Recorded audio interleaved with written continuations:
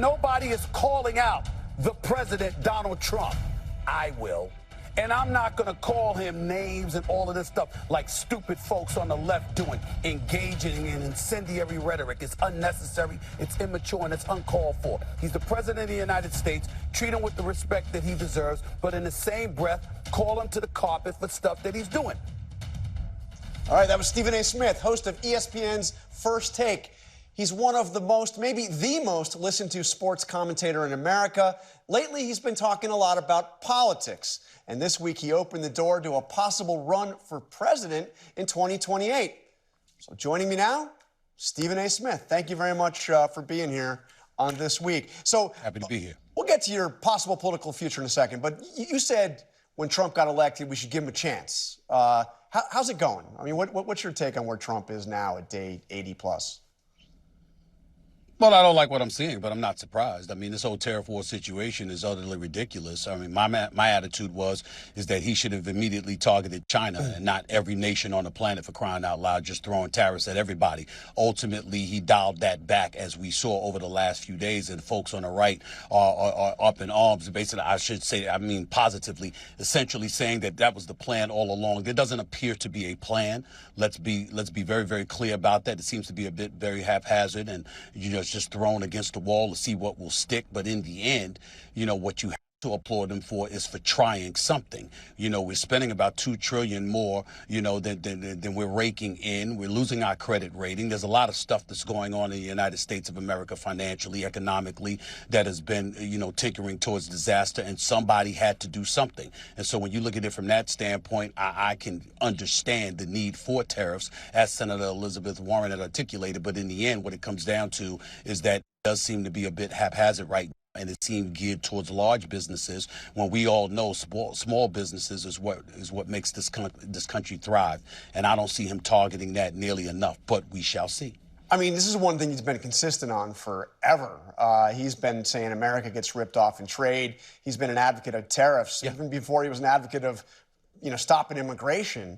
What about this idea that we can bring back American manufacturing through tariffs? I mean, is that realistic? Is it plausible?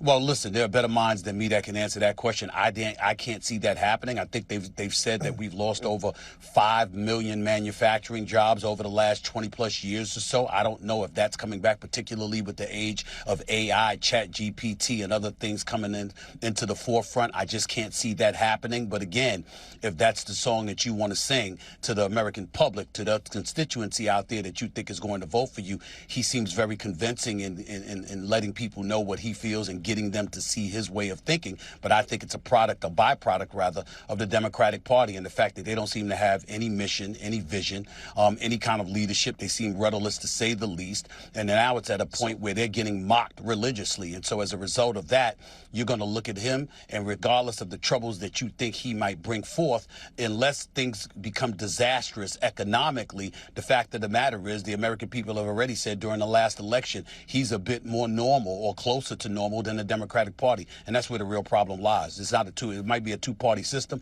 but there's only one party running this country right now, because the Democrats have no muscle whatsoever. Well, let me ask you about the Democrats. So Elizabeth Warren talked about getting Congress to stop him. I mean, that's not really going to go anywhere. You got the House is controlled by the Republicans. So is the Senate. He's not going to sign anything into law. And then we had Gretchen Whitmer, who's talked about as a possible candidate for president.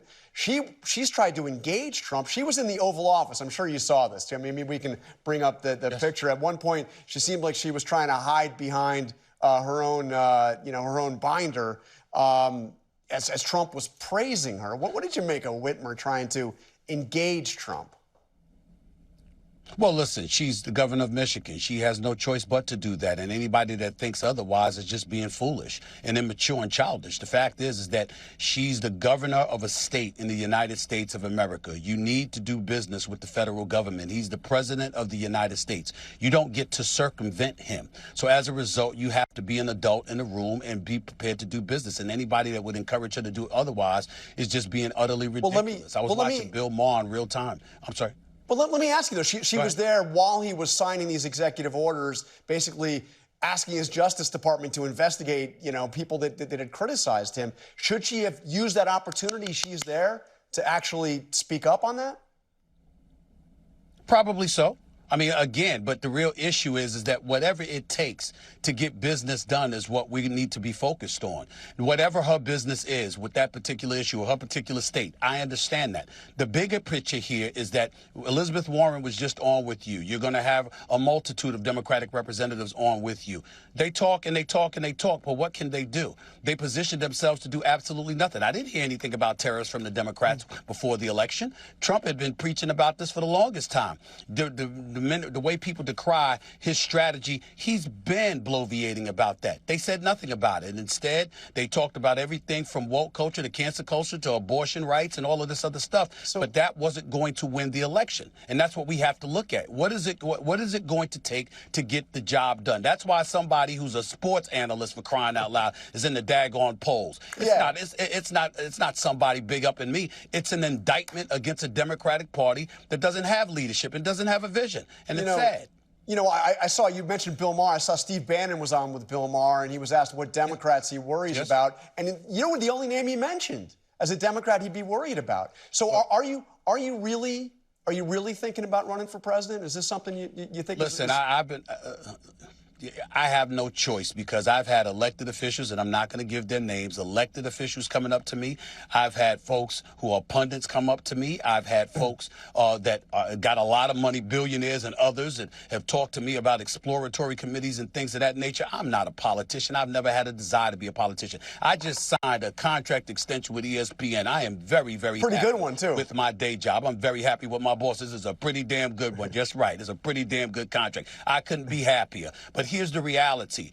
People have walked up to me, including my own pastor, for crying out loud, who has said to me, you don't know what God has planned for you. At least show the respect to the people who believe in you, who respect you, who believe that you can make a difference in this country, to leave the door open for any possibilities 2 to 3 years down the line. And that's what I've decided to do. But again, whether it's Governor Westmore, who I know, or Governor Josh Shapiro from Pennsylvania, who I know, Andrew Cuomo, who I had the pleasure of interviewing, who's trying to get back in things and be the next mayor of New York, etc.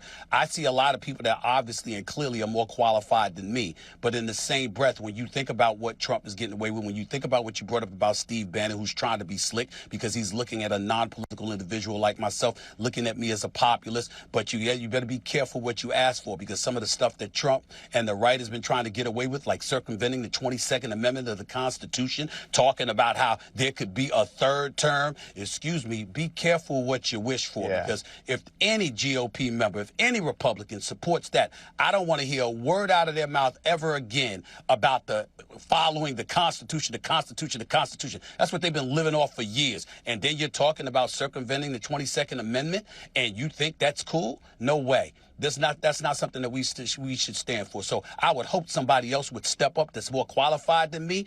But if it has to come down to me, it is something I would consider. Yes, I would, because I don't mind the thought of tussling with these folks at all, on the left or the right.